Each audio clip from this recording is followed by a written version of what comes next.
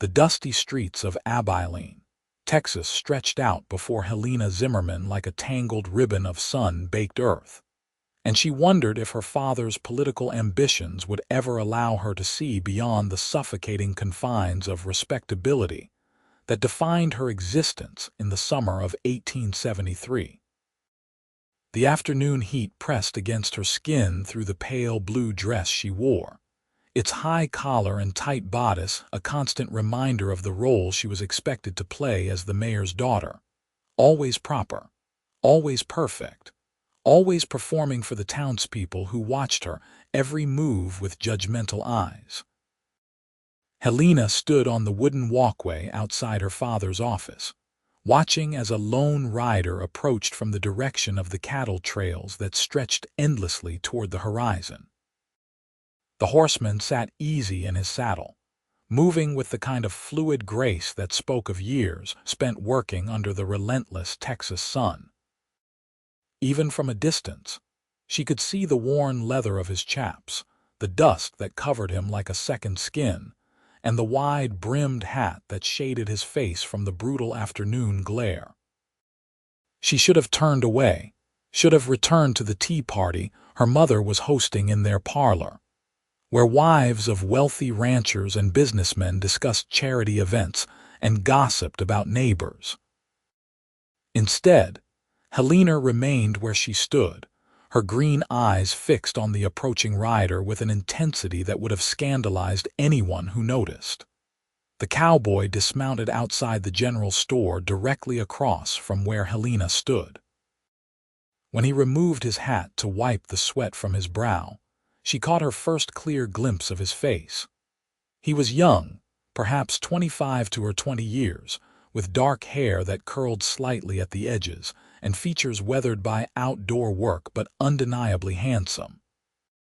There was something in the set of his jaw, a certain honest determination that seemed entirely foreign to the calculated expressions she was accustomed to seeing on the faces of her father's political associates. "Helena," her mother's sharp voice cut through her observations. "What are you doing standing out in this heat like some common loiterer? Come inside this instant." With a final glance at the cowboy, Helena turned and stepped through the doorway into the relative coolness of her father's office building. Her mother, Constance Zimmerman, stood with her hands on her hips, her elaborate green dress rustling with indignation. "Really, dear, you must be more mindful of appearances. Your father has worked too hard to establish our position in this town for you to jeopardize it by gawking at ranch hands in broad daylight." "I was simply enjoying the fresh air, Mother," Helena replied, keeping her voice level despite the frustration building in her chest. "Fresh air filled with dust and the smell of cattle," her mother sniffed. "Come along. Mrs. Patterson was just telling us about her nephew from Dallas. He's an attorney, quite successful, and he'll be visiting Abilene next month. Your father and I have agreed it would be appropriate for you to become acquainted with him." Helena followed her mother through the narrow hallway that connected the office building to their home, a large two-story structure that proclaimed wealth and status to anyone who passed by. The parlor was filled with women in elaborate dresses, their fans fluttering like trapped birds as they sought relief from the heat. Helena took her seat and smiled at the appropriate moments, nodded when expected, and spoke the words that were required of her. But her mind remained on the street outside, wondering about the cowboy and the life he led beyond the confines of political maneuvering and social climbing. The afternoon crawled past with agonizing slowness. When the tea party finally concluded and the last of the guests departed, Helena excused herself to her room, claiming a headache that was only partially fabricated. She stood by her window, looking out over the main street of Abilene as the sun began its descent toward the western horizon. The cowboy's horse was no longer tied outside the general store, and she felt an unexpected pang of disappointment.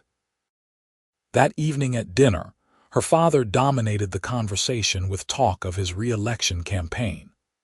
Harold Zimmerman was a large man with a booming voice and an appetite for power that seemed to grow with each year he spent in office. He had been mayor of Abilene for 6 years, and he spoke constantly of his plans to maintain his position and expand his influence throughout the county. "The railroad representatives will be arriving next week," he announced, cutting into his steak with vigor. "This is our opportunity to secure Abilene's future as a major shipping point for cattle. If I can negotiate favorable terms, it will guarantee my re-election and position this family at the center of Texas commerce." "How wonderful, dear," Helena's mother murmured, her words automatic and practiced. "Helena, you'll need to attend the welcome dinner," her father continued, pointing his fork in her direction. "Dress appropriately. These are important men and first impressions matter. Who knows? One of them might have an eligible son." Helena pushed food around her plate, her appetite diminished by the constant pressure to be nothing more than an ornament for her father's ambitions. "Yes, father, and stay away from the cattle pens," he added, his tone sharp. "I've seen you wandering toward that part of town. It's unseemly for a young woman of your standing to be near those rough cowboys and their animals." "I was simply taking a walk," Helena protested. "Find somewhere else to walk," her father said firmly. "The last thing I need is rumors about my daughter consorting with ranch hands." "Do you understand?"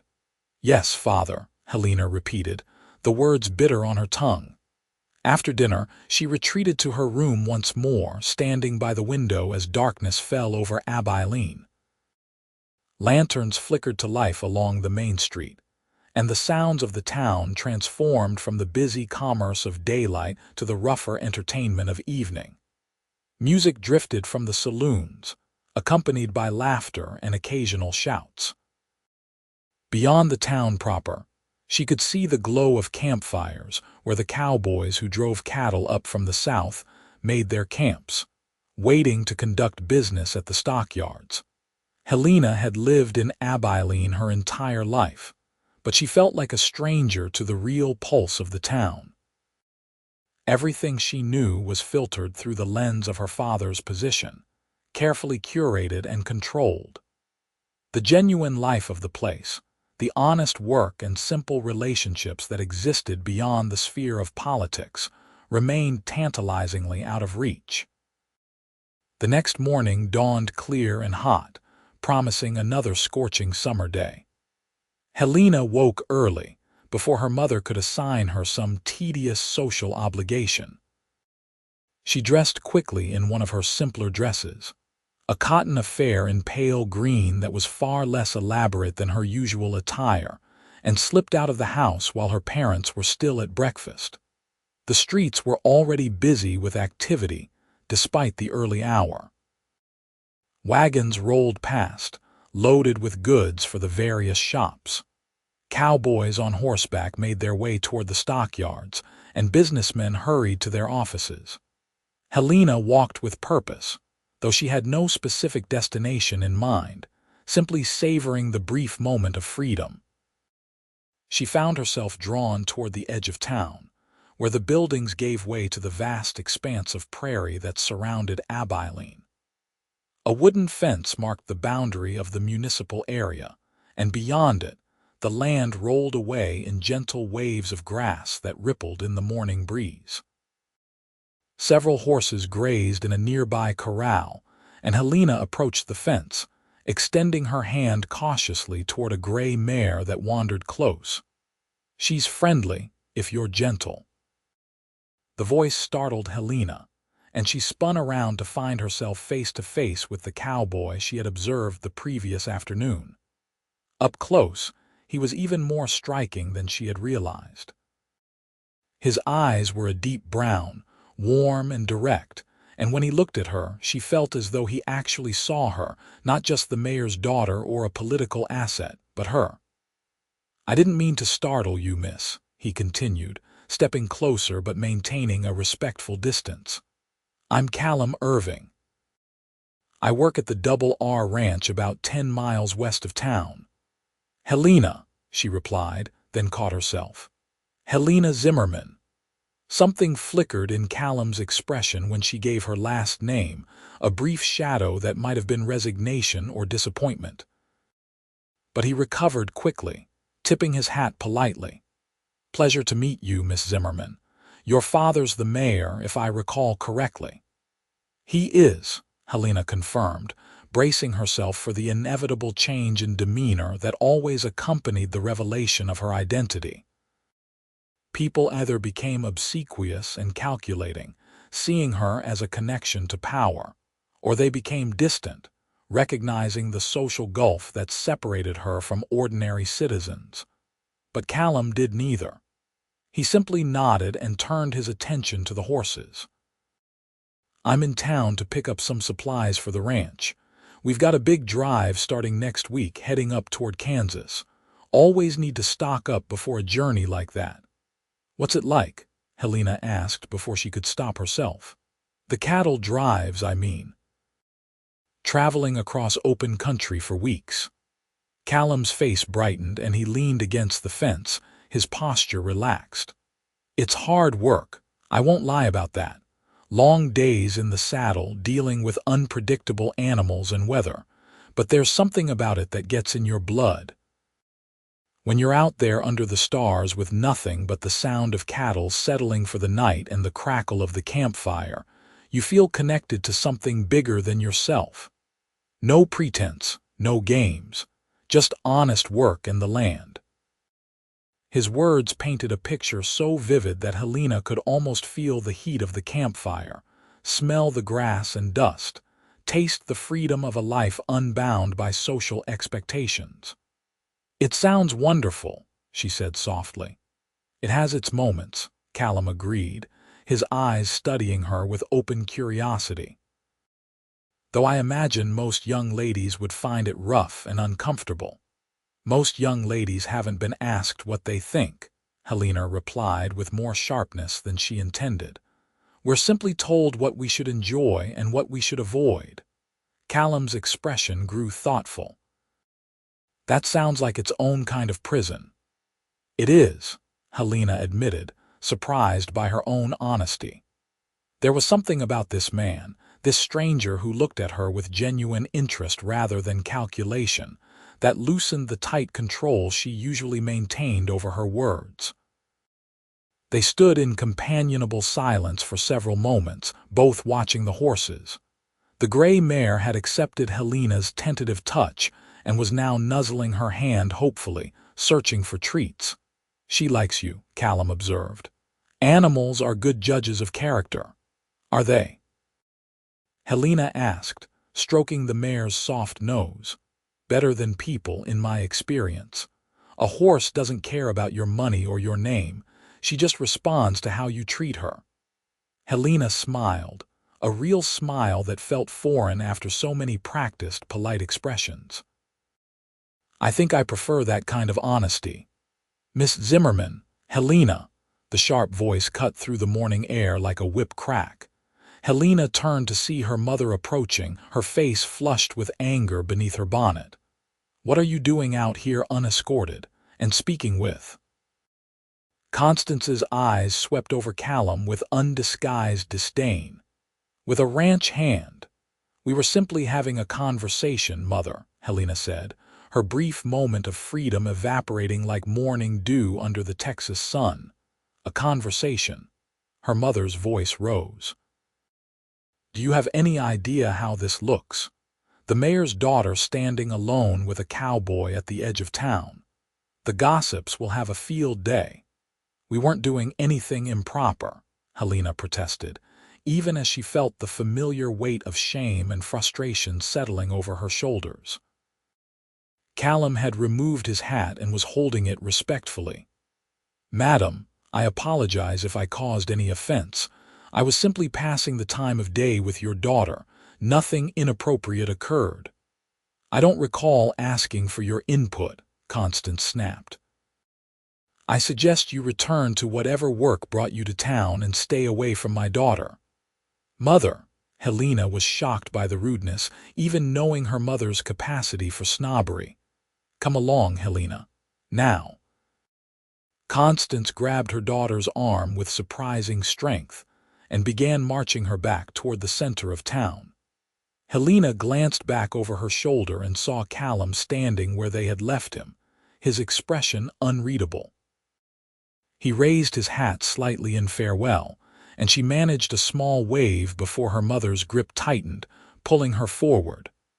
I have never been so mortified, Constance hissed as they walked. What possessed you to go wandering off like some common girl? And to speak with that cowboy as though you were equals. We are equals, Helena said quietly. We're both human beings. Her mother stopped walking and turned to face her, eyes blazing. Do not be naive, Helena. There are distinct social hierarchies in this world, and they exist for good reason. Your father has worked tirelessly to elevate this family's position. You have responsibilities that come with the privileges you enjoy. One of those responsibilities is maintaining appropriate associations. Appropriate according to whom? Helena challenged, her own frustration finally breaking through years of practiced compliance. Father, his political allies, people who see me as nothing more than a tool to advance their interests. How dare you speak this way, Constance said, her voice low and dangerous. You have no idea how difficult life can be without social standing and financial security. Your father has provided you with everything, and you repay him with this rebellious attitude. Helena bit back the words that wanted to spill forth, years of accumulated resentment and longing for a life of her own choosing. Instead, she lowered her eyes and nodded. I apologize, Mother. I should not have gone out alone. No, you should not have, Constance agreed, her anger cooling to icy disappointment. You're confined to the house for the remainder of the week, and you will write a formal apology to your father for embarrassing this family.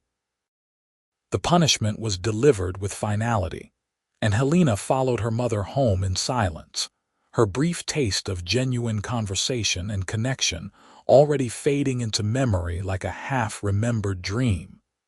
The days that followed were suffocating. Helena was indeed confined to the house, forced to help her mother with tedious domestic tasks and endure lectures about propriety and responsibility. Her father added his own condemnation, expressing his deep disappointment that she would risk his political standing for a moment's idle conversation with someone so far beneath their station. You understand what's at stake? He demanded during one particularly heated exchange. The railroad deal, my re-election, this family's entire future. All of it could be jeopardized by careless behavior. People are watching us, Helena, always watching. We cannot afford even the appearance of impropriety. I understand, Father, Helena replied, the words mechanical.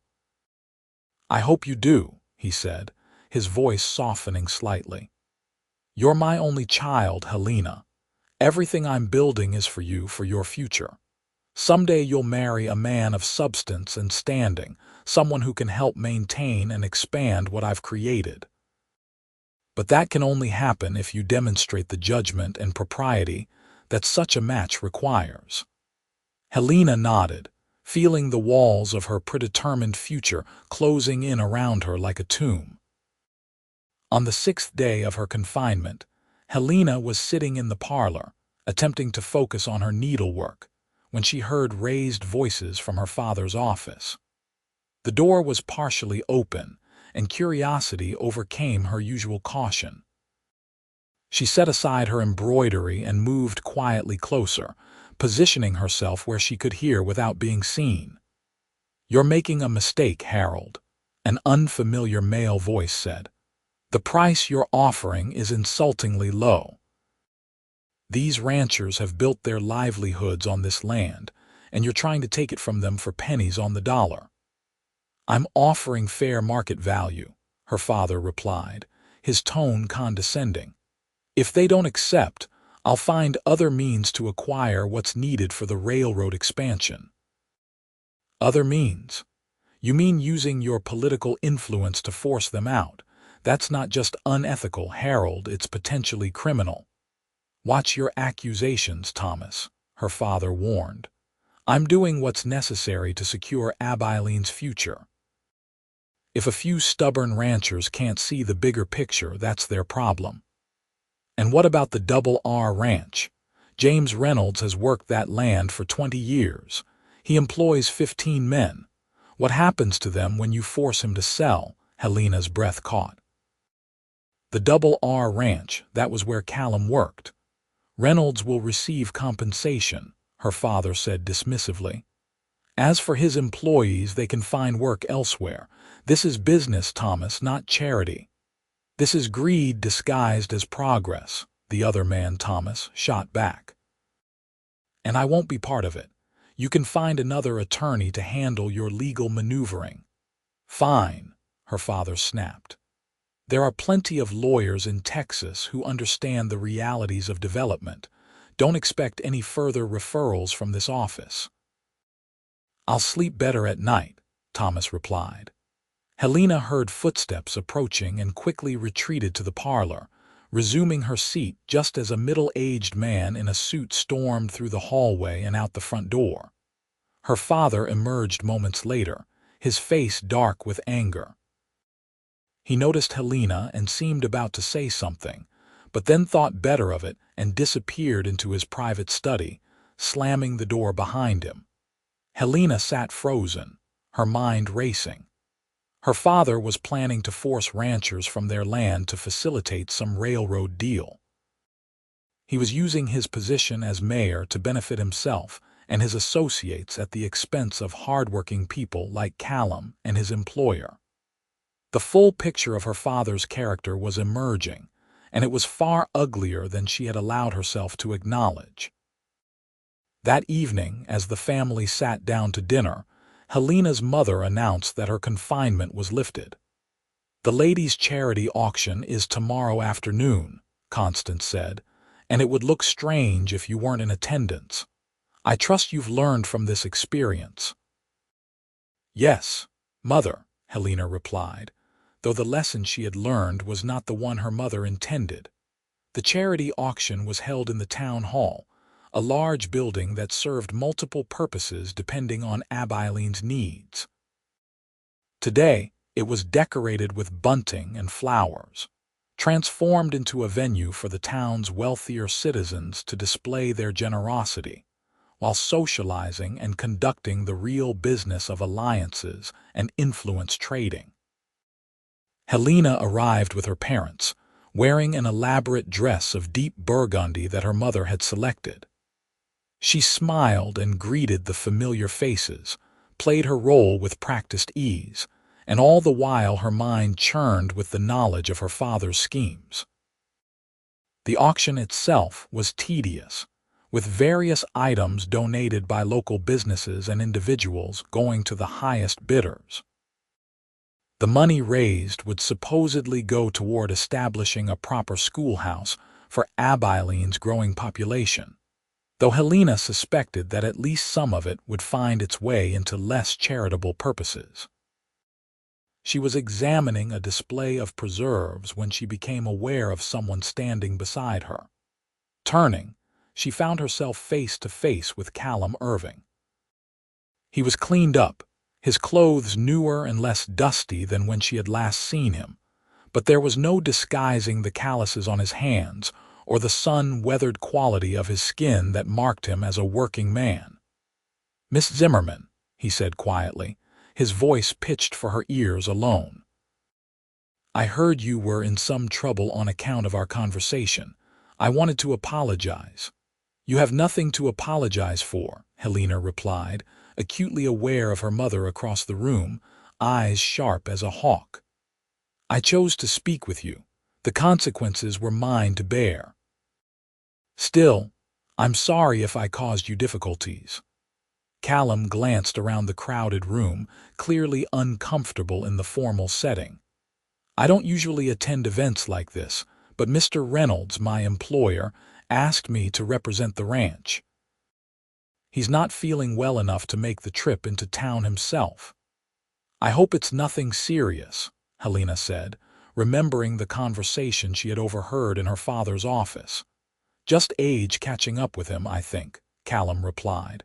He's a good man, but he's been worried lately. Some pressure from certain parties trying to buy his land. The way he said it suggested he knew exactly who those parties were. Helena's heart began to race. She wanted to warn him, to tell him what she had overheard, but there were too many people around, too many eyes watching. Mr. Irving, she began, then stopped, unsure how to proceed. Ladies and gentlemen, her father's voice boomed out over the crowd. Thank you all for your generous contributions today. Your support for our community's future is deeply appreciated. He continued speaking, outlining plans for the new schoolhouse and praising various donors by name. Helena watched him, seeing for the first time the calculation behind every word, the way he used praise and attention to bind people to him, to make them feel invested in his vision so they wouldn't question his methods. Your father's quite the speaker, Callum observed, though his tone was neutral, neither admiring nor critical. He's had a lot of practice, Helena said quietly. Words are his currency.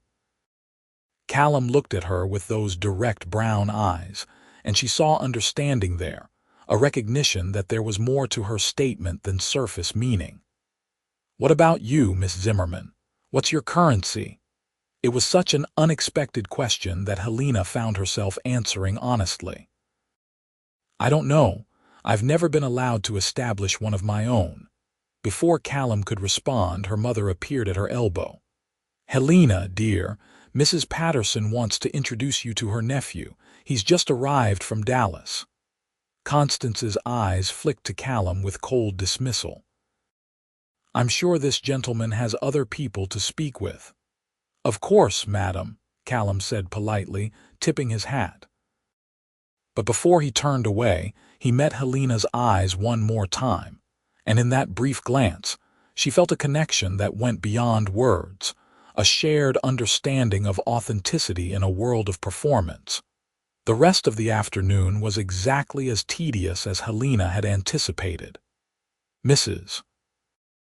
Patterson's nephew, a man named Gerald who spoke endlessly about his legal practice and his prospects for advancement, clearly saw Helena as nothing more than a politically advantageous match. He complimented her appearance in mechanical terms, asked perfunctory questions about her interests, and managed to work mentions of his income and connections into nearly every sentence. When Helena finally escaped his company, pleading the need for fresh air, she slipped out a side door of the town hall and found herself in a narrow alley that ran between buildings. The late afternoon sun cast long shadows, and the noise of the auction was muffled by thick walls. Escaping. The voice, now familiar, came from deeper in the alley. Helena turned to find Callum leaning against the wall, his formal discomfort from earlier replaced by his natural ease. I could say the same about you, she replied. Fair enough, he admitted with a slight smile. I'm not much for crowds and fancy talk. Give me a horse and open country any day. Helena moved closer, drawn by the promise of honest conversation. That must be wonderful, having work that you actually enjoy. It has its moments, Callum said, though these days there's worry mixed in. Mr. Reynolds received another letter this week, more pressure to sell the ranch. The offers are getting more aggressive, and there are hints that if he doesn't sell voluntarily, other methods might be employed. My father, Helena said, the words escaping before she could stop them. Callum's expression grew serious. I wondered. When you said words were his currency, I thought maybe you understood what was happening. But it's not right for you to carry that burden, Miss Zimmerman. Whatever your father's doing, it's not your responsibility. Isn't it, though? Helena asked, her voice thick with emotion she had been suppressing for days. I benefit from his position. I live in a fine house, wear expensive dresses, and attend events like this because of his political maneuvering. How am I not complicit? You're not him, Callum said firmly. A person is defined by their own choices, not by the family they're born into. If you were truly like your father, you wouldn't be out here, wouldn't have spoken to me in the first place, and wouldn't look so troubled by the idea of people being forced from their land. His words struck something deep within Helena, a validation she hadn't realized she desperately needed. I overheard him talking to a lawyer, she said quietly, glancing around to ensure they were alone. He's planning to use his political influence to acquire land for some railroad expansion. He doesn't care who gets hurt in the process. Callum's jaw tightened. That matches what Mr. Reynolds suspected. There have been rumors of a deal with the railroad company, promises of making Abilene a major hub if certain properties can be secured. What will you do? Helena asked. What will Mr. Reynolds do? Stand our ground, Callum said simply. That land is his life's work. The men who work there were like family. We're not going to just hand it over because some politician decides it serves his interests. Helena felt a swell of admiration for this man who spoke of principle and loyalty as though they were as natural as breathing. In her father's world, everything was negotiable. Every person had a price, and loyalty lasted only as long as advantage. But Callum spoke of standing firm against powerful interests without apparent fear, motivated by something as simple and profound as doing what was right. I wish I had that kind of courage, she said softly. Callum looked at her with an intensity that made her breath catch. I think you do, Miss Zimmerman. I think you have more courage than you give yourself credit for. Sometimes the bravest thing a person can do is see the truth clearly when everyone around them is pretending. They stood in the shadowed alley, the sounds of the auction a distant murmur, and Helena felt something shift within her, a recognition that her life could be different if she had the courage to reach for it. Before she could examine that feeling more closely, voices approached from the direction of the street. I should return before I'm missed, Helena said reluctantly. And I should head back to the ranch, Callum agreed. But Miss Zimmerman, Helena, if I may be so bold, would you consider meeting me again? Just to talk, I mean. I know it's not proper by society's standards, but I find our conversations to be the most honest exchange I've had with anyone in quite some time. Helena knew she should refuse, knew that accepting would be dangerous to her reputation and her father's political standing. But she also knew that refusing would mean surrendering the one genuine connection she had found, returning to a life of empty performances and predetermined roles. Tomorrow morning, she said. There's a cottonwood tree about half a mile east of town near where the creek bends. Do you know it? I do, Callum confirmed, his eyes brightening. I'll be there at sunrise, Helena said. I often go for early walks so no one will question my absence. I'll be there, Callum promised. They separated, Helena returning to the auction through the side door, Callum disappearing toward the street where his horse was tied. Helena's heart was racing, a mixture of fear and excitement making her feel more alive than she had in months, perhaps years. The rest of the evening passed in a blur. Helena endured Gerald's continued attentions, smiled through her mother's pointed comments about what a suitable match the attorney would be, and listened to her father hold court among his supporters. All the while, her mind was on the approaching morning and the dangerous choice she had made. That night, lying in her bed, Helena stared at the ceiling and wrestled with her conscience. She was planning to meet a man in secret, an action that would be considered scandalous if discovered. She was defying her parents' explicit wishes about avoiding association with cowboys and ranch hands. She was putting her father's political standing at risk for the sake of conversation with someone she barely knew.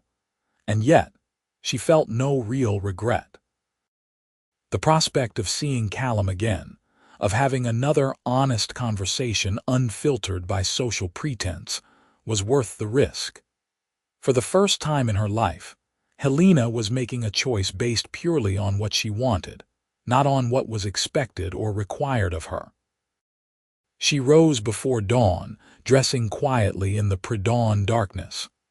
The house was silent, her parents still asleep, and Helena slipped out like a ghost, her heart pounding with each step.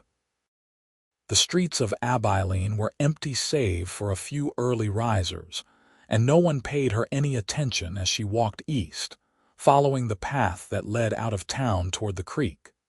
The cottonwood tree was ancient and massive, its leaves rustling softly in the morning breeze. The creek gurgled nearby, its water low in the summer heat but still flowing. As Helena approached, she saw Callum already there, leaning against the tree trunk, his horse grazing nearby. He straightened when he saw her, removing his hat in that gesture of respect she was coming to associate with him. "Good morning, Miss Zimmerman. I wasn't entirely sure you'd come." "Neither was I," Helena admitted, approaching until she stood just a few feet away. "This is possibly the most reckless thing I've ever done." "Would you like me to apologize for suggesting it?" Callum asked, though his expression suggested he would be disappointed if she said yes. "No," Helena said firmly. "I'm glad you did. I'm glad I came." They sat beneath the cottonwood tree, the early morning light painting everything in shades of gold and pink. For a while, they simply talked, sharing stories about their lives with an ease that felt remarkable given how recently they had met. Callum spoke of growing up on various ranches, learning the cattle trade from men who had been working the Texas plains since before the war. He described the satisfaction of hard work, the beauty of the landscape, and the camaraderie among men who depended on each other in difficult conditions. Helena, in turn, found herself revealing truths she had never spoken aloud. She talked about the loneliness of being constantly on display, of having every action scrutinized for political implications. She described the pressure to marry strategically, to subordinate her own desires to the needs of her father's ambitions.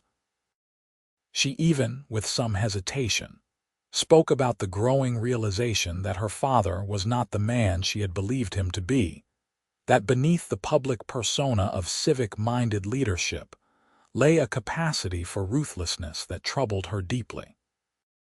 "It's difficult, discovering that the people we admire have flaws," Callum observed, "but it's also necessary. Seeing people clearly, including their faults, is the only way to make informed choices about who we choose to emulate and who we choose to be different from." "I don't want to be like him," Helena said quietly, "but I don't know how to be anything else. My entire life has been shaped by his position and expectations." "Then maybe it's time to start shaping your own life," Callum suggested gently. "It won't be easy and there will be consequences. But living honestly, being true to your own values, that's worth fighting for." The sun was fully above the horizon now, and Helena knew she needed to return before her absence was noted. But she was reluctant to leave this peaceful spot, this island of honesty in a sea of pretense. "Will you meet me again?" she asked as she stood brushing grass from her dress. "Every morning, if you're willing," Callum replied. "I'll be here at sunrise waiting." "Every morning might be difficult," Helena said with a slight smile, "but as often as I can manage." They parted ways, Callum heading back toward his ranch, Helena returning to town. She slipped back into the house just as her mother was beginning to stir, and no one questioned where she had been. Over the following weeks, Helena managed to meet Callum at the cottonwood tree several times each week. Sometimes they talked for hours, their conversations ranging from the practical details of their daily lives to deeper philosophical discussions about purpose and meaning. Other times they simply sat in comfortable silence, enjoying the peace of the early morning and each other's company. With each meeting, Helena felt herself changing. The tight knot of frustration and resentment that had lived in her chest for as long as she could remember began to loosen. She laughed more freely, spoke more honestly, and started to recognize the woman she was beneath the performance she had been maintaining for society. And with each meeting, she also found herself falling in love with Callum Irving, this honest cowboy who saw her as a person rather than a political asset. It was clear that Callum was experiencing similar feelings. The way he looked at her shifted from friendly interest to something deeper and more intense. He began bringing small gifts, wildflowers picked from the prairie, a smooth stone from the creek that caught the light in interesting ways. His hand would linger when helping her navigate rough ground, and his eyes followed her with an expression that made her heart race. One morning, as they sat beneath the cottonwood tree watching the sunrise paint the sky in brilliant colors, Callum took her hand in his. His palm was rough with calluses, so different from the soft hands of the men in her social circle, and Helena found the contrast thrilling. "Helena," he said, using her first name as he had begun to do during their private meetings. "I need to be honest with you about my feelings. I've fallen in love with you. I know it's impossible. I know there's a huge gulf between our positions in the world, but I can't keep pretending that what I feel is simple friendship." Helena's breath caught. She had known on some level that they were moving toward this moment, but hearing the words spoken aloud made everything suddenly real and immediate. "Callum, I feel the same way. I've tried not to. I've told myself all the reasons it's impossible, but the truth is that I love you too." The admission hung in the air between them, profound and transformative. Callum reached up to touch her face, his fingers gentle against her cheek. "What are we going to do?" "I don't know," Helena confessed. "My father would never approve. He would see this as a betrayal, both personally and politically." "Would he forbid you from seeing me?" Callum asked, though the answer was obvious. "Without question," Helena confirmed. "And he has the power to make things very difficult for you as well. He could have you run out of town, could make it impossible for Mr. Reynolds to keep you employed." "I'm not afraid of your father," Callum said firmly, "but I don't want to make your life more difficult. If continuing to meet like this puts you at risk, maybe we should stop." "No," Helena said immediately, surprising herself with the vehemence of her response. "I don't want to stop. These meetings, our time together, it's the only genuine thing in my life. I won't give that up out of fear." Callum smiled, a real smile that transformed his whole face. "Then we'll be careful. We'll continue as we have been, meeting early when no one's likely to see, and we'll figure out the rest as we go." He leaned in slowly, giving her time to pull away if she chose. But Helena didn't pull away. Instead, she closed the distance between them, pressing her lips to his in a kiss that felt like both a discovery and a homecoming. It was tender and gentle, nothing like the calculating exchanges she had witnessed at society events where even kisses were strategic. This was honest emotion, pure and unfiltered, and it made her feel more alive than she had ever felt. When they finally pulled apart, both were slightly breathless. "I should return," Helena said reluctantly, "but I'll come back tomorrow and the day after and as many days as I can manage." "I'll be here," Callum promised. "Always." The next several weeks were both blissful and tense. Helena continued her meetings with Callum, their relationship deepening with each encounter. They talked about everything, shared their dreams and fears, and began to imagine in whispered conversations what a life together might look like. But even as their love grew, the external pressures were mounting. Helena's father was becoming more insistent about her accepting Gerald's courtship. The attorney from Dallas had returned to Abilene several times, and Harold Zimmerman made it clear that he expected his daughter to encourage the match. "This is an important opportunity, Helena," her father said during one particularly uncomfortable conversation. "Gerald comes from a respected family with political connections throughout the state. A marriage between you two would significantly enhance our position."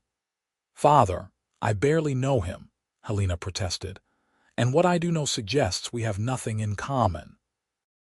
"Commonality isn't important," her father replied dismissively. "Advantage is important. Security is important.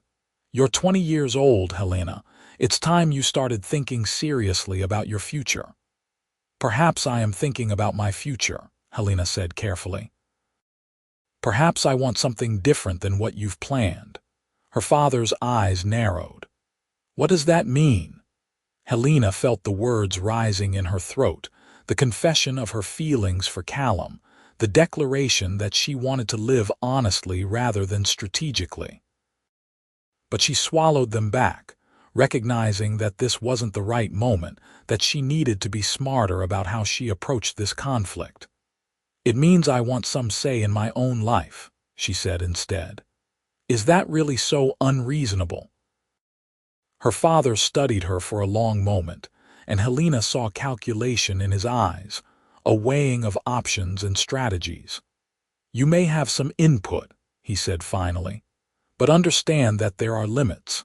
This family's position didn't come by accident, Helena. It came through careful planning and strategic decisions. I expect you to honor that." The conversation ended there, but Helena knew it was only a temporary reprieve. The pressure would continue, and eventually she would have to make a choice between the life her father had planned and the life she was beginning to imagine with Callum. Meanwhile, the situation with the ranches was escalating.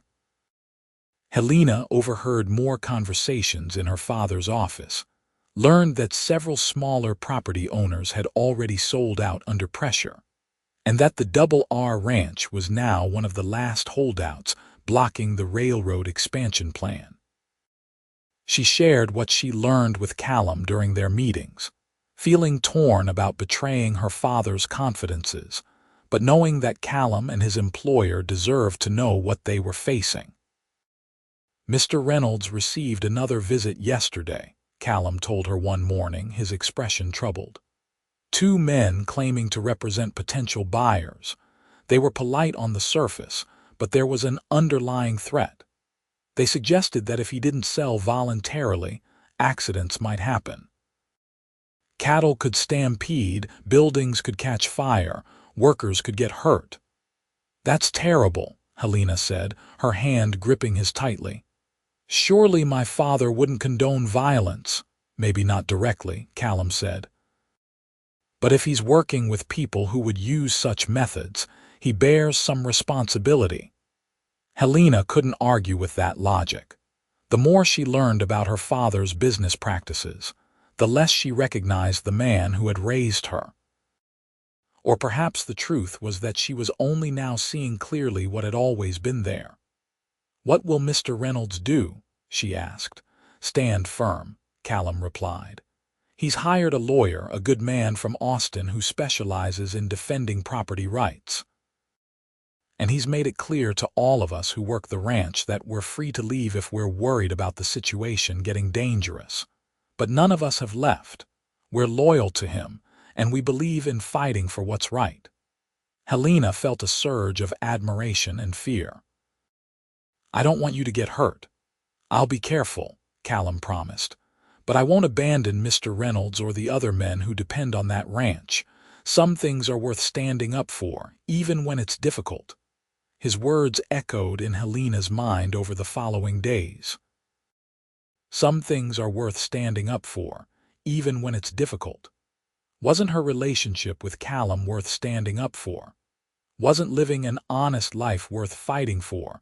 The crisis came to a head on a sweltering afternoon in late August. Helena was in the parlor, ostensibly reading but actually lost in thought about Callum, when her father burst through the door, his face red with fury. "I've just heard the most disturbing rumor," he announced, his voice shaking with rage. "Please tell me it's not true. Please tell me my daughter has not been secretly meeting with a cowboy from the Double R Ranch." Helena's blood ran cold. For a moment, she considered denying it, fabricating an explanation, doing anything to deflect her father's wrath. But then she remembered Callum's words about honesty, about living according to one's own values. She lifted her chin and met her father's eyes directly. "It's true," she said calmly, though her heart was pounding. "I've been meeting with Callum Irving. We've been talking, getting to know each other. I care about him." Her mother, who had appeared in the doorway, gasped audibly. "Helena, how could you?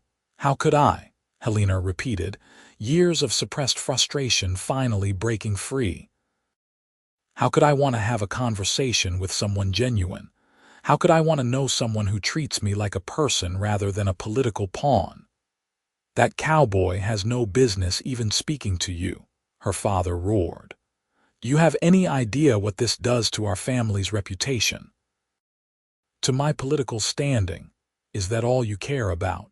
Helena shot back. "Your political standing, not my happiness, not whether I'm living a meaningful life, just how my actions affect your ambitions." "You ungrateful girl," her father seethed. "Everything I've done has been for you, to provide you with opportunities and security. And you throw it back in my face by consorting with ranch hands." "You've done everything for yourself," Helena countered, the truth she had been avoiding for so long finally spoken aloud.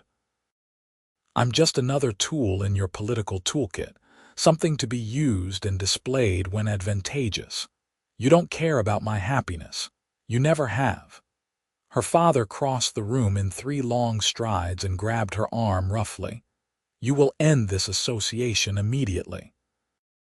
You will not see or speak to that cowboy again, and you will accept Gerald's courtship with grace and enthusiasm. Do you understand me?" Helena tried to pull free, but his grip was iron. "I won't," she said, her voice steady despite her fear. "I love him, father. I love Callum, and I won't give him up just because it's inconvenient for your political plans." The slap came without warning, her father's open palm striking her cheek with enough force to snap her head to the side. The room went silent, shock radiating from all 3 of them.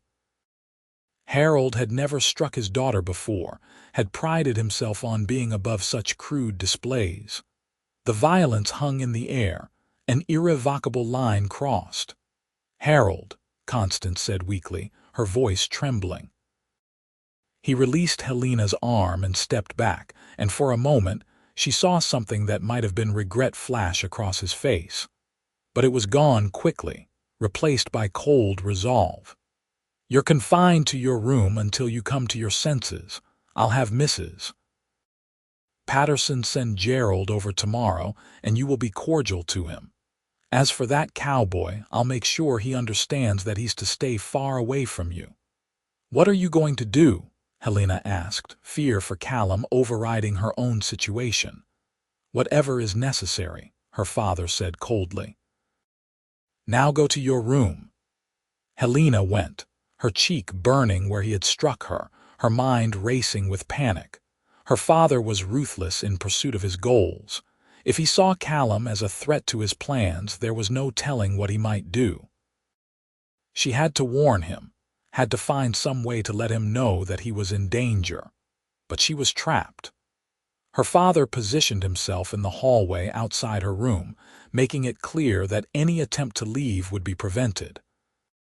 She could hear her parents arguing downstairs, her mother's voice high and anxious, her father's a low rumble of anger and determination. Hours passed. The sun set, and darkness fell over Abilene. Helena sat by her window, looking out over the town, wondering where Callum was and whether he knew yet that they had been discovered. She imagined him waiting by the cottonwood tree the next morning, wondering why she hadn't come, not knowing the danger he was in. The night stretched on endlessly. Helena couldn't sleep, her mind spinning through possible scenarios and outcomes, none of them good. She thought about climbing out her window, but it was a 2-story drop to the ground, and even if she managed it without injury, where would she go? Straight to the Double R Ranch to warn Callum. Would that only make things worse? As dawn approached, Helena heard activity downstairs. She pressed her ear to her door and heard her father giving instructions to someone. "I want you to deliver a message to James Reynolds at the Double R Ranch. Tell him that if his man, Callum Irving, ever comes near my daughter again, I'll use every bit of influence I have to destroy his ranch. I'll tie him up in legal challenges until he's bankrupt. I'll make sure not one of his cattle makes it to market. And I'll have that cowboy arrested on whatever charges I can manufacture. You understand?" "Yes, sir, Mayor Zimmerman," an unfamiliar voice replied. "Good.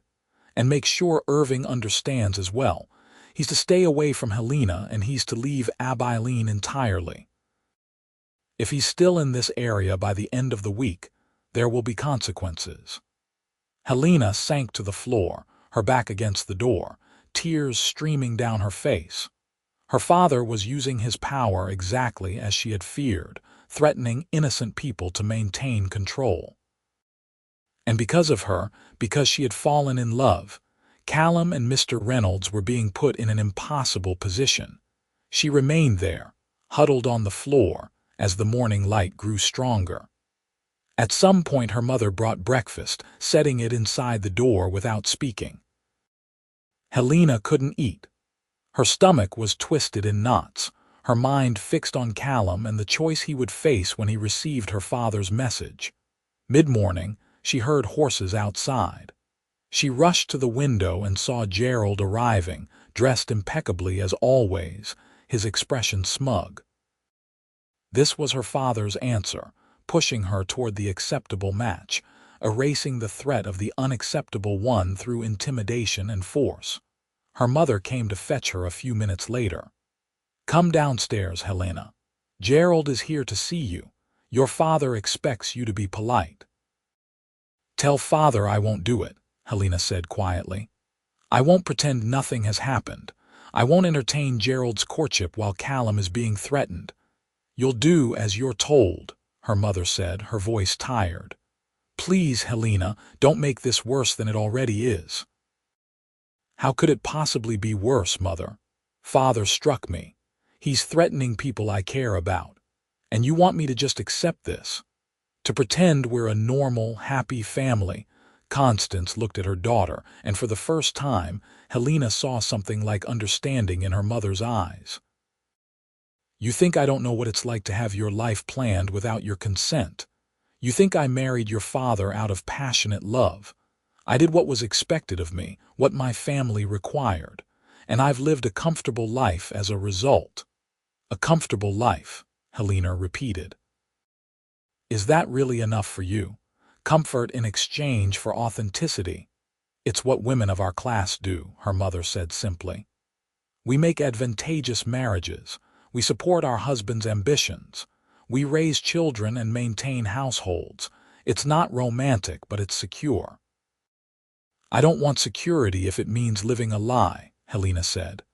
"I'd rather have an honest life with Callum than a comfortable one with Gerald." Her mother sighed deeply. "Come downstairs, Helena. Gerald is waiting." Helena followed her mother down, knowing that refusal would only bring more conflict without achieving anything productive. Gerald was in the parlor, standing by the window, and he turned when they entered, his smile practiced and insincere. "Miss Zimmerman, how lovely to see you again. Your father said you've been ill, but you look well enough to me." Helena's hand unconsciously went to her cheek, where her father's slap had left a faint mark. Gerald's eyes followed the gesture, and something flickered in his expression, a brief moment of perception quickly masked. "I'm feeling better, thank you," Helena said, the lie automatic. Her father appeared in the doorway. "Gerald, why don't you and Helena take a walk? The weather is pleasant, and I'm sure you both could use the fresh air. It wasn't a suggestion. Helena found herself escorted outside, Gerald's hand on her elbow, proprietary and presumptuous. They walked along the main street of Abilene, past shops and offices, under the scrutiny of townspeople who nodded and smiled, no doubt pleased to see the mayor's daughter with such an appropriate suitor. "Your father tells me you've been somewhat resistant to the idea of our courtship," Gerald said as they walked. "I want you to know that I understand. These things take time, but I believe we could have a very successful partnership." "Partnership," Helena repeated, latching onto the word.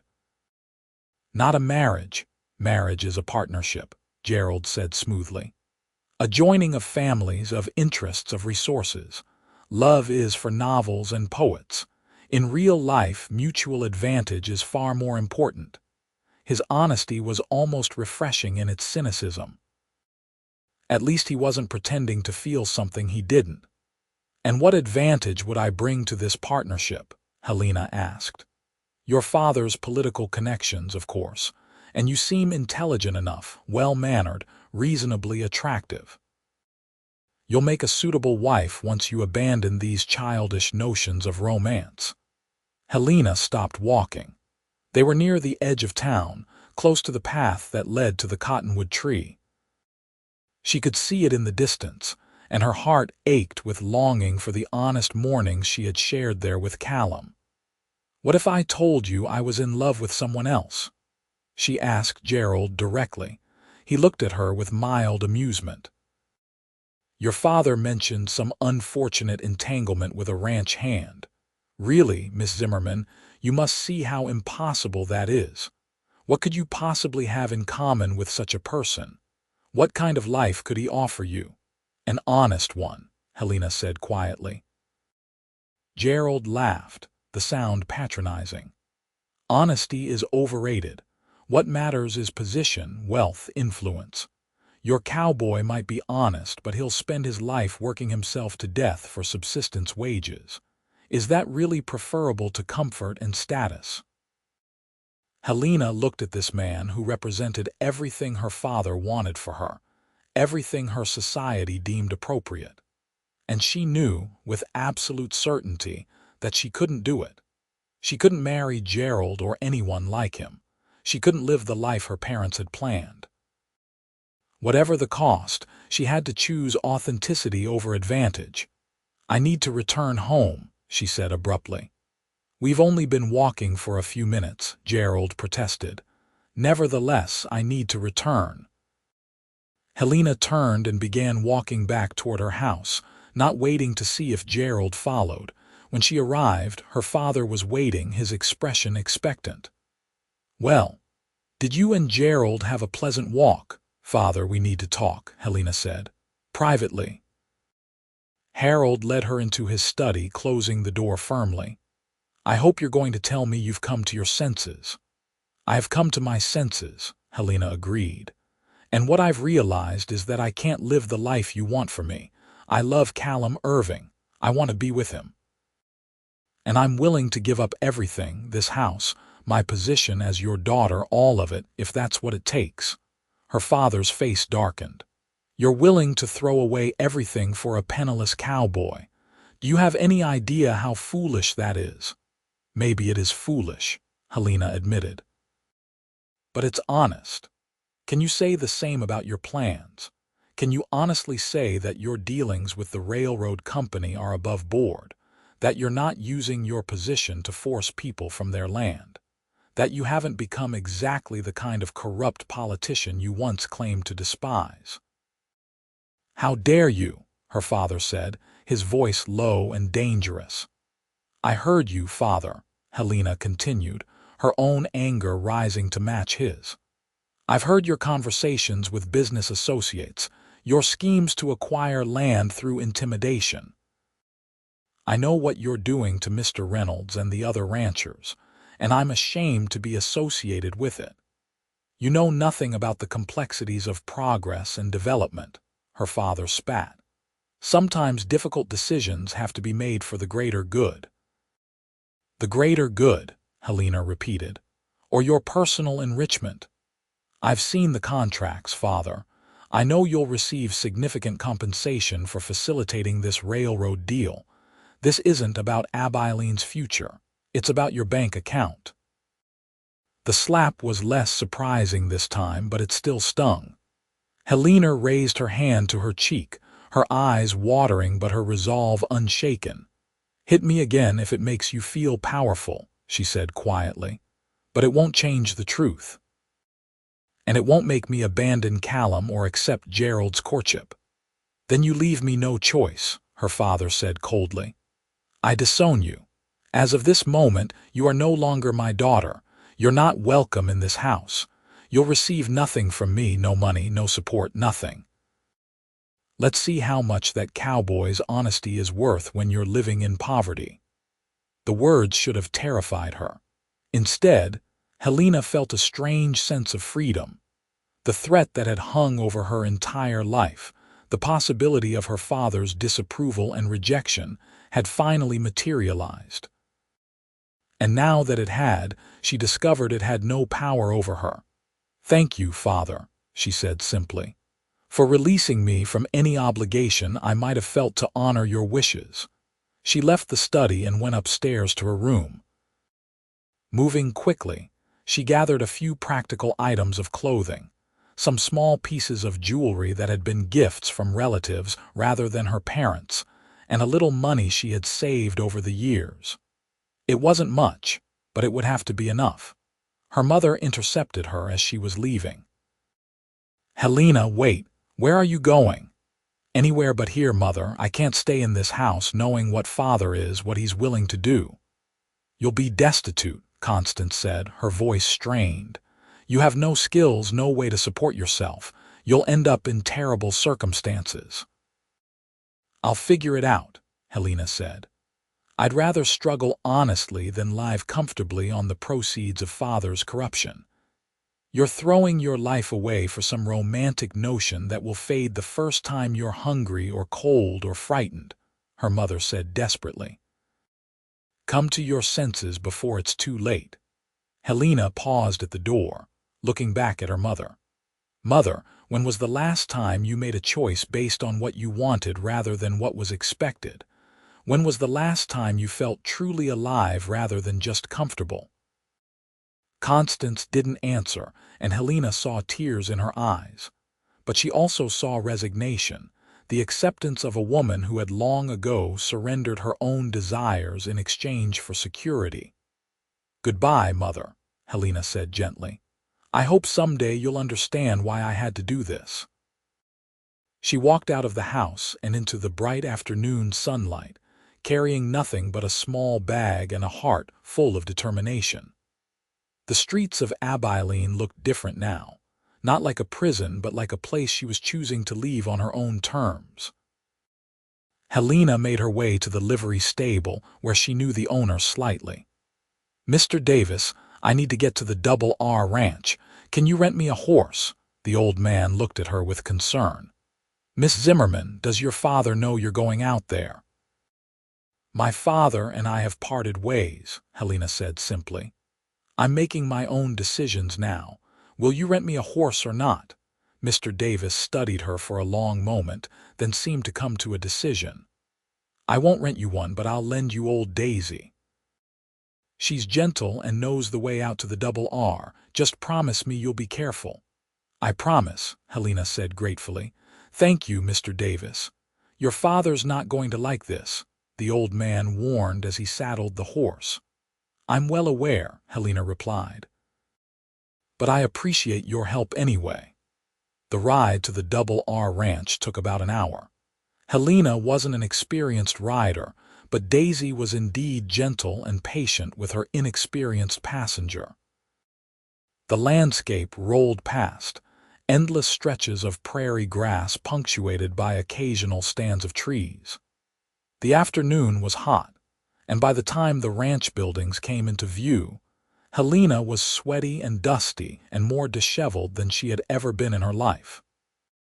The ranch was larger than she had expected, with a main house, several outbuildings, extensive corrals, and cattle visible in the distance. Cowboys moved about their work, pausing to stare as Helena rode in. She supposed she made quite a sight, a town lady on a borrowed horse, obviously out of her element. She dismounted somewhat awkwardly in front of the main house, and an older man emerged from the building, his weathered face concerned. "Can I help you, miss?" "I'm looking for Callum Irving," Helena said. "Is he here?" "He's out with the herd," the man replied. "Should be back before sunset. I'm James Reynolds, the owner of this ranch, and you must be Miss Zimmerman." "You know who I am?" Helena asked, surprised. "Callum's mentioned you," Mr. Reynolds said, his expression softening. "Though I have to say, I'm surprised to see you here. Your father made his position pretty clear in the message he sent this morning." "I know about the message," Helena said. "That's part of why I'm here. I need to talk to Callum, and I need to warn him that my father is even more dangerous than he might have realized." Mr. Reynolds studied her carefully. "You're aware that being seen here won't help matters with your father." "It doesn't matter anymore," Helena said. "He's disowned me. I've left his house and his control. I'm free to make my own choices now, whatever the consequences." Something like respect entered the old rancher's eyes. "That takes courage, Miss Zimmerman. More courage than most people have. Come inside out of this heat. You can wait for Callum in the shade, and we'll get you some water." The inside of the ranch house was simple but comfortable, furnished practically rather than ostentatiously. Mr. Reynolds brought her water and insisted she eat something, noting that she looked ready to faint from heat and exhaustion. As Helena waited, other ranch hands began returning from their work. She could hear them outside, their voices carrying through the open windows as they discussed the day's activities. And then she heard a voice she recognized, Callum's voice, asking Mr. Reynolds if it was true that the mayor's daughter was really at the ranch. "It's true," Mr. Reynolds confirmed. "She's inside waiting for you, and Callum, go easy. She looks like she's been through something difficult." Helena stood as Callum entered, her heart racing. He stopped just inside the doorway, his eyes taking in her disheveled appearance, the mark on her cheek, the small bag at her feet. "Helena," he breathed, crossing the room in 3 quick strides. "What happened? Are you hurt?" "I'm fine," she assured him, though tears were starting to fall now that she was safe and in his presence. "My father found out about us. He disowned me and told me never to see you again. He sent you a message this morning, threatening you and Mr. Reynolds if you didn't leave Abilene." "I know," Callum said. "I received the message. Mr. Reynolds and I have been discussing what to do." "I couldn't let him drive you away," Helena said. "I couldn't let his threats and manipulation destroy something real and good, so I left. I walked away from everything to be here, to be with you if you'll have me." Callum's arms came around her, pulling her close. "If I'll have you. Helena, I love you. I've been trying to figure out how to fight for you, how to stand up to your father without making things worse. And you've just walked away from everything for me. I don't know if I deserve that kind of sacrifice." "It's not a sacrifice," Helena said, pulling back to look up at him.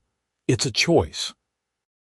I choose honesty over politics, real love over strategic advantage, you over everything my father's world represents.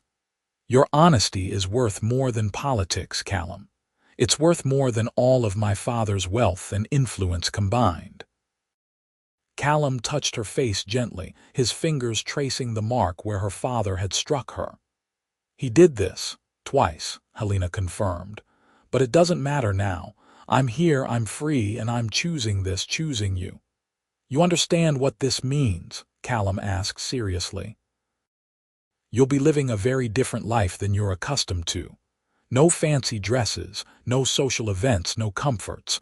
Ranch life is hard work and simple living." "I understand," Helena said. "And I'm not afraid. As long as I'm with you, as long as I'm living honestly, I can handle whatever comes." Callum smiled, that genuine smile that had first captured her attention, and kissed her with a tenderness that made her feel cherished and valued in a way she never had before. When they pulled apart, Mr. Reynolds was standing in the doorway, a bemused expression on his weathered face. "Well," he said, "I suppose this complicates things, but I've never been one to stand in the way of love. Miss Zimmerman, you're welcome to stay here at the ranch. We'll find something useful for you to do, and you'll earn your keep same as everyone else. Fair enough?" "More than fair," Helena agreed. "Thank you, Mr. Reynolds. I promise I'll work hard and not be a burden." Over the following weeks, Helena learned what it meant to live a life of honest work. She helped in the ranch house kitchen, learned to mend clothes and repair tack, and gradually began to understand the rhythms of ranch life. It was harder than anything she had done before. Her hands developed blisters and then calluses. Her muscles ached from unfamiliar labor, and she fell into bed exhausted every night. But she was also happier than she had ever been. The simple satisfaction of work well done, the camaraderie among the ranch hands who gradually accepted her as one of their own, and most of all, the deepening relationship with Callum. All of it combined to give her life a sense of purpose and authenticity she had never experienced in her father's house. Callum was attentive and patient, teaching her about ranch work, introducing her to the horses and cattle, sharing his knowledge and experience. In the evenings, they would sit together on the porch of the main house, watching the sunset paint the prairie in shades of gold and crimson, talking about everything and nothing. "I never imagined I could be this content," Helena confessed one evening. "I thought happiness required comfort and luxury, but this is so much better." "It's because it's real," Callum said, his arm around her shoulders. "Everything here is genuine. The work is hard, but the rewards are honest. The relationships are based on respect and shared experience, not social maneuvering. You're free to be yourself." "I'm free to be someone I didn't know I could be," Helena amended. "Someone strong and capable and purposeful." News from town filtered out to the ranch through various sources. Helena's departure had caused quite a scandal, with rumors running wild about what had happened between her and her father. Some said she had run off in disgrace, others that she had been kidnapped by cowboys, still others that she had lost her mind. Her father was furious and embarrassed, according to reports. He had publicly declared that his daughter was dead to him, that she had chosen poverty and disgrace over family duty. He had intensified his pressure on the remaining ranchers who stood between him and his railroad deal, using Helena's defiance as a kind of fuel for his ruthlessness. "He's trying to prove he's still in control," Callum observed when they heard the latest reports. "Your leaving undermined his authority, made him look weak, so he's lashing out at everyone around him." "I'm sorry," Helena said. "I didn't mean to make things harder for Mr. Reynolds and the ranch." "Don't apologize," Callum said firmly. "Your father's actions are his responsibility, not yours. You made the choice that was right for you. Whatever consequences follow, they are his to bear." The crisis came in late September. Helena had been at the ranch for nearly a month when riders approached one afternoon, a dozen men led by someone Helena recognized with a sinking feeling. It was Gerald, the attorney from Dallas, now apparently serving as her father's enforcer. Mr. Reynolds and his men gathered in the yard as the riders approached. Helena stood on the porch, Callum beside her, watching with apprehension. Gerald dismounted, his expression cold and businesslike. "Mr. Reynolds, I'm here as a representative of Mayor Zimmerman and the Abilene Development Corporation. I have a court order requiring you to vacate this property within 30 days to allow for railroad expansion." That's illegal, Mr. Reynolds said calmly. I have title to this land, properly recorded and paid for. You can't just force me off. Actually, we can, Gerald replied, pulling papers from his saddlebag. The mayor has convinced a judge that this land is needed for public development, which allows for eminent domain proceedings. You'll be compensated, of course, though the amount has been determined by an independent assessor. Independent, Mr. Reynolds said with bitter amusement. I'm sure he was very independent while your boss was paying him. Gerald's eyes swept the assembled ranch hands and stopped on Helena. Miss Zimmerman, how disappointing to see you still here. Your father hoped you might have come to your senses by now. My senses are clearer than they've ever been, Helena replied, moving to stand at the edge of the porch. And I can see exactly what kind of man my father is, what kind of man you are, Gerald. You're using the law as a weapon to steal property from honest people. We're using the law exactly as it was intended, Gerald countered, for the advancement of civilization and commerce. This ranch is standing in the way of progress. It's standing in the way of my father's bank account, Helena corrected. This has nothing to do with progress and everything to do with greed. Believe what you like, Gerald said dismissively, but the law is on our side. Mr. Reynolds, you have 30 days. I suggest you use that time to make arrangements for your cattle and your men. Resisting will only make things more difficult. After Gerald and his men departed, the ranch erupted in angry discussion.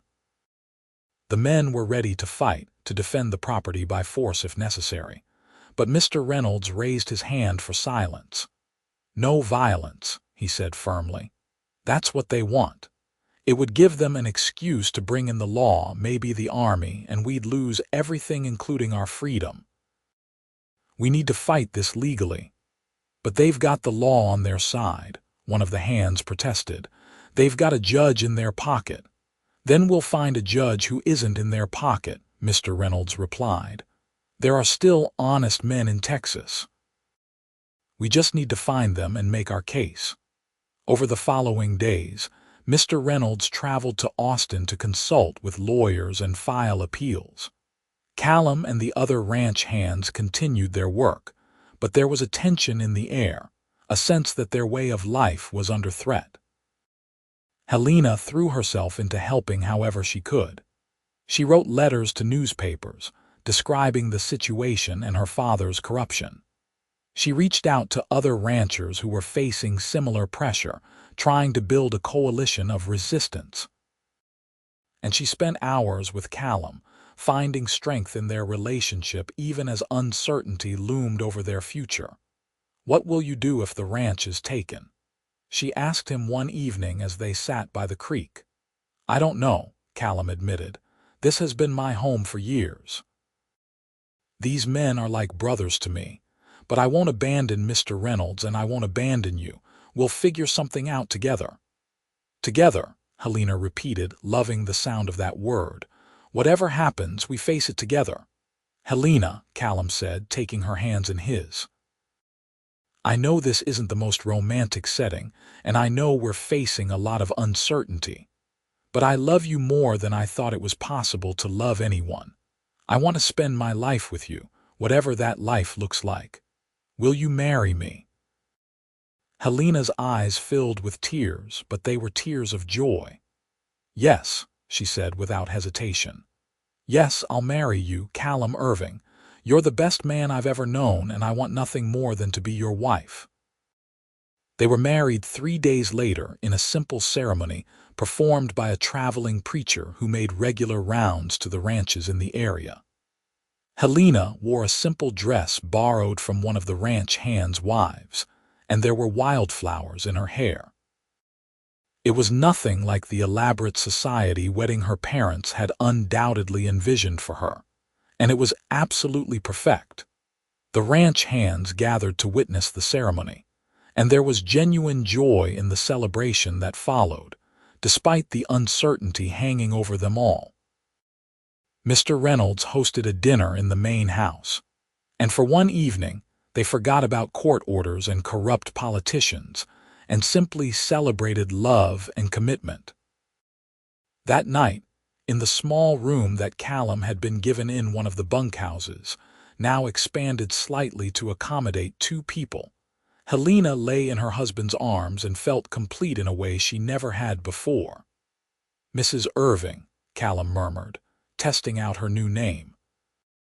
"I like the sound of that," Helena replied. "It's honest, it's real, it's mine." The legal battle intensified over the following weeks.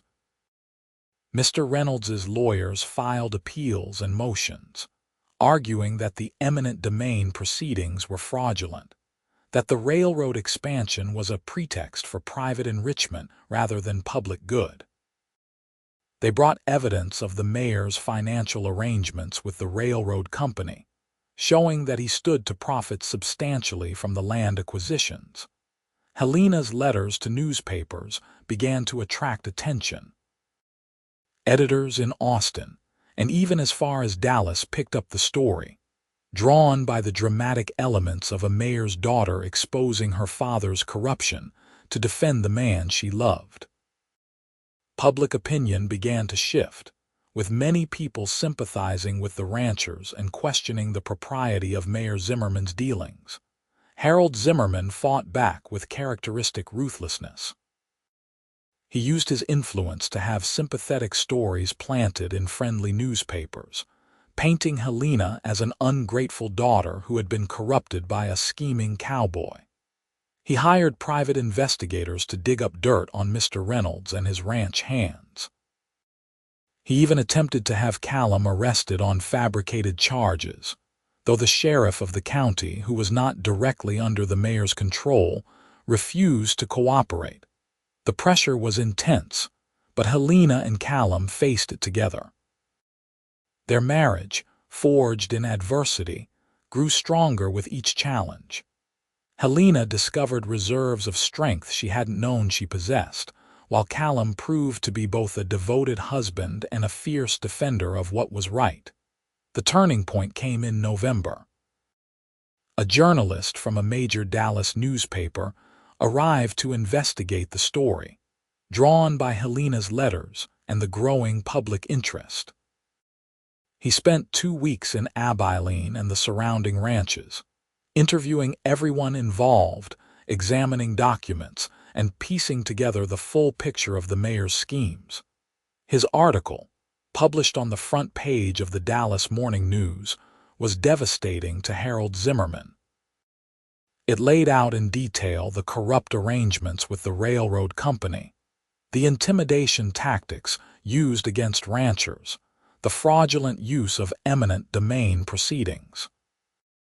It quoted extensively from Helena's letters and included her perspective as the mayor's daughter who had witnessed his machinations firsthand.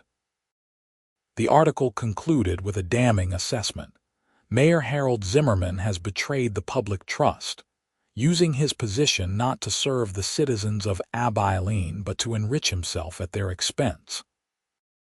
His daughter's courage in speaking out against this corruption, at great personal cost, stands as a rebuke to the kind of politics that values power and profit over honesty and justice. The response was swift. Calls for the mayor's resignation came from across Texas. The governor ordered an investigation into the eminent domain proceedings. The judge who had issued the order forcing Mr. Reynolds to vacate his land was himself investigated for corruption and eventually removed from the bench. Harold Zimmerman, facing potential criminal charges and complete political ruin, resigned as mayor in late November. The railroad deal collapsed without his involvement, and the ranchers kept their land. The Abilene Development Corporation, exposed as little more than a vehicle for the mayor's enrichment, dissolved amid lawsuits and recriminations. Helena received a letter from her mother shortly after her father's resignation. It was brief and stilted, but it represented the first communication from her family since she had left. "Dear Helena, your father's career is over. We are leaving Abilene and returning to my family in Louisiana.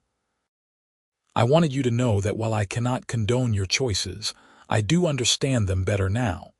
Perhaps you were right to value honesty over comfort. I hope you have found happiness with your cowboy. Your mother, Constance."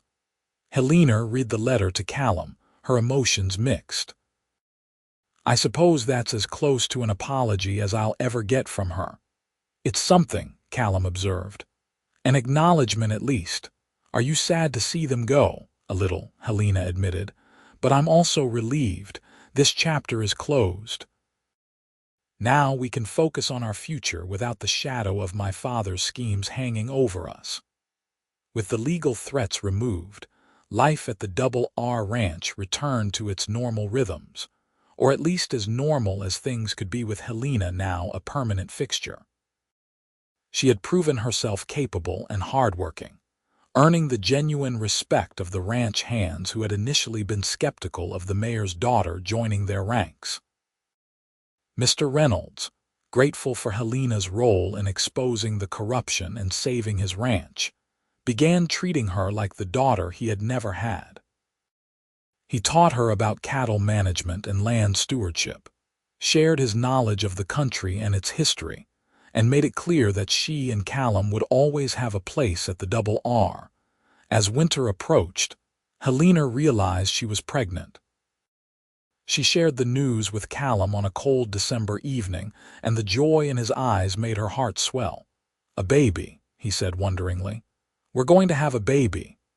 "Are you happy?" Helena asked, though she could see the answer in his face. "Happy doesn't begin to describe it," Callum replied, pulling her close. "You've given me everything, Helena. Love, purpose, now a family. I'm the luckiest man in Texas." Their son was born in early summer of the following year, delivered with the help of Mr. Reynolds's housekeeper and a midwife from a neighboring ranch. They named him James, after Mr. Reynolds, with the middle name of Harold, a peace offering of sorts to Helena's father, though they had no idea if he would ever know or care. Little James was a healthy, robust baby with his father's dark hair and his mother's green eyes. He became the darling of the ranch, with hardened cowboys competing to hold him and make him smile. Helena's life had transformed so completely that sometimes she could hardly believe she was the same person who had stood on the streets of Abilene just over a year ago, watching a lone cowboy ride into town. That Helena had been trapped, defined by others' expectations, living a half-life of performance and pretense. This Helena was free, purposeful, genuinely happy in ways she had never imagined possible. As she sat on the porch of their small home, a cabin that Callum and the other men had built for them on ranch property, watching her husband teach their son to pet a gentle mare while the Texas sunset painted the sky in brilliant colors, Helena reflected on the journey that had brought her here. She had given up wealth and social position, had been disowned by her father and rejected by her mother. She had scandalous newspapers articles written about her, had her name gossiped about throughout Texas. She worked harder physically than she ever had in her life, wore simple clothes, and lived in a small cabin instead of a mansion. And she had never been happier, because everything in her life now was honest. Her marriage was based on genuine love and mutual respect. Her work had real purpose and visible results. Her relationships with the people around her were authentic, earned through shared experiences rather than social calculation. Even her hardships were real rather than manufactured dramas of society.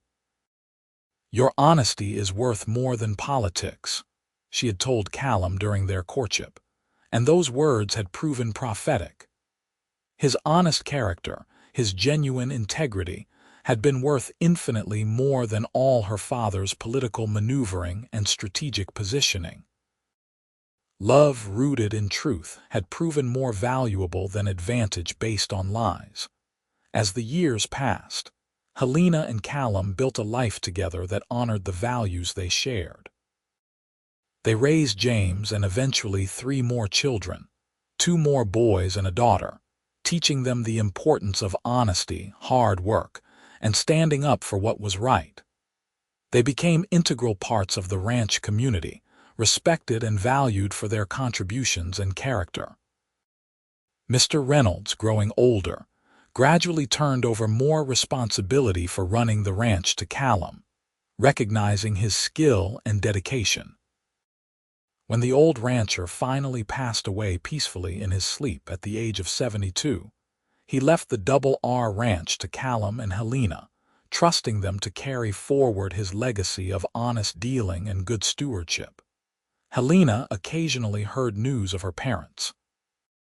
Her father never recovered from his disgrace, dying a bitter and isolated man in Louisiana. Her mother survived him by several years, and toward the end of her life, she reached out to Helena, seeking reconciliation. Helena visited her in Louisiana, bringing her grandchildren to meet her, and in those final months, Constance acknowledged that her daughter had been right to choose love and honesty over social advantage. "You were braver than I ever was," Constance told Helena during one of their last conversations. "I'm proud of you, even if I never showed it properly." Helena forgave her mother, understanding that Constance had been as much a victim of social expectations as Helena had been. The reconciliation brought peace to both women, allowing Constance to die with a lighter heart and giving Helena closure on the complicated relationship with her family of origin. The town of Abilene changed significantly over the years. New leaders emerged, some good and some corrupt, and the cycles of politics continued. But Helena remained connected to the town, now as a respected rancher's wife rather than a mayor's daughter. She used her voice to advocate for honest governance and protection of property rights, becoming known throughout the region as someone who spoke truth, even when it was uncomfortable. The story of how the mayor's daughter had exposed her father's corruption to save the man she loved became something of a local legend, told and retold with varying degrees of accuracy. But the core truth remained, that love rooted in honesty had triumphed over political expediency, that courage and integrity had defeated corruption and greed. On their 20th wedding anniversary, Callum and Helena rode out to the cottonwood tree by the creek where they had first shared their feelings. The tree had grown in the intervening years, its branches spreading wider, its roots sinking deeper into the Texas soil. It stood as a testament to endurance and growth, much like their marriage. "You ever regret it?" Callum asked as they sat beneath the tree's shade. "Giving up your old life, everything that came with being the mayor's daughter?" "Never," Helena replied without hesitation. "Not for a single moment. This life, our life together, it's everything I wanted even when I didn't know to want it. You taught me what it means to live honestly, to value integrity over advantage. Your honesty has always been worth more than politics, Callum. It always will be." He kissed her then, as the creek gurgled nearby and the prairie stretched endlessly around them, and Helena felt the same thrill she had felt during their first kiss 2 decades earlier. Love built on truth didn't fade with time. It deepened and grew stronger, roots sinking into firm ground, branches reaching toward endless sky. Their children grew to adulthood, each carrying forward the values their parents had instilled.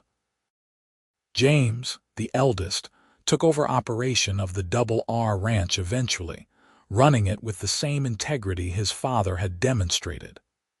The other children pursued their own paths, but all remained committed to living honestly and standing up for what was right, even when it was difficult.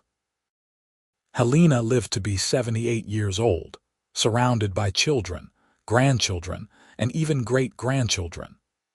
She spent her final years in the cabin she and Callum had shared for so long, looking out over the land they had worked and protected together. When she passed peacefully one summer evening, Callum holding her hand, her last words were of gratitude for the life they had built together. "Thank you," she whispered, "for teaching me what real love looks like, for showing me that honesty matters more than anything. I'd choose you and this life 1,000 times over." Callum lived 3 more years after Helena's death, maintaining the ranch and spending time with their extensive family. He spoke often of his wife, keeping her memory alive through stories of her courage, her transformation from trapped society girl to strong ranch woman, and most of all, her unwavering commitment to living authentically. When Callum finally followed Helena into death, he was buried beside her under the shade of the cottonwood tree where their love had truly begun. A simple marker noted their names and dates, but it was the tree itself that served as their real memorial, still standing strong and true, its roots deep in honest ground, its branches reaching always toward the light. The Double R Ranch continued for generations, passed down through their children and grandchildren, always operated according to the principles of honesty and integrity that Helena and Callum had valued above all else. The story of the mayor's daughter who had fallen for a ranch cowboy, who had whispered that his honesty was worth more than politics, and then proved it through her choices, became part of the family's heritage, told to each new generation as a reminder of what truly mattered in life. And in a sense, Helena and Callum's love never ended. It lived on in the values they had passed down, in the land they had protected and nurtured, in the family they had raised to value truth over advantage. Their story became a testament to the enduring power of honest love, proof that choosing integrity over expediency, authenticity over performance, was not just the right choice, but the only choice that led to genuine happiness. The Wild West era eventually gave way to modern times, but the lessons of Helena and Callum's story remained relevant. In every generation, people faced choices between advantage and authenticity, between political expedience and honest principle. And those who knew their story, who understood what the mayor's daughter had given up and what she had gained in return, had a powerful example of what it meant to choose wisely. Because in the end, honesty truly was worth more than politics. Love rooted in truth was stronger than relationships based on advantage. And a life lived authentically, no matter how simple or challenging, was infinitely more valuable than a comfortable existence built on lies and performance. Helena and Callum had understood that truth, had lived it fully, and had left behind not just descendants and property, but a legacy of integrity that influenced everyone who heard their story. The mayor's daughter had indeed fallen for a ranch cowboy, and in doing so, she had found not just love but her truest self, the woman she was meant to be all along. And that was the real happily ever after, not a fairy tale ending but an honest life fully lived, with all its challenges and joys, shared with someone who valued truth as much as she did. Together they had built something that lasted, something real and good and true, and that was worth more than all the political power and social position in the world.